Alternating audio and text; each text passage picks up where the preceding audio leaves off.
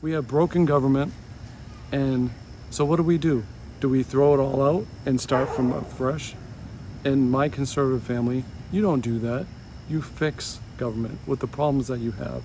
When I go to the polls and vote this year, I will be voting because I think all people should have access to good health care. Both of them have given a lot to the country in terms of my dad being a veteran and a business owner, and my mom being an emergency room nurse.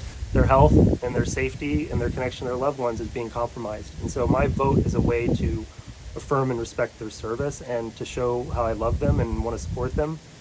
Well, he says if he's reelected, he'll continue the payroll tax cuts, and that's the money that funds Social Security and Medicare for thousands and thousands and thousands of seniors. That's money they rely upon each month for housing and food and medications. I'm going to the polls in November, and I'm trying to get other people to go to the polls in November because I feel deeply and strongly about the people and the patients that I see in the emergency room. I think about how lucky she was to have health care coverage. In her later years, she became less and less mobile and eventually confined to a recliner.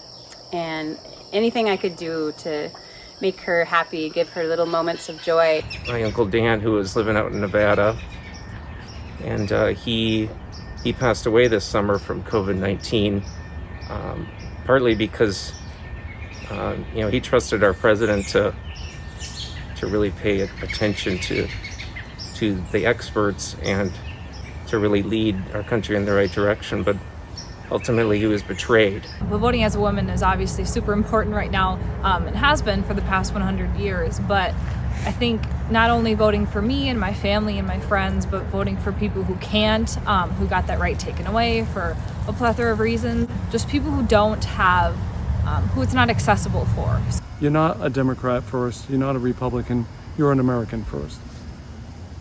When I'm going to vote this fall, I'm going to vote for Joe Biden because I feel he has a lot of gifts to give as well. He's a very generous person and giving person, and I think he'll lift all boats. So that's why I'm going to vote for Joe.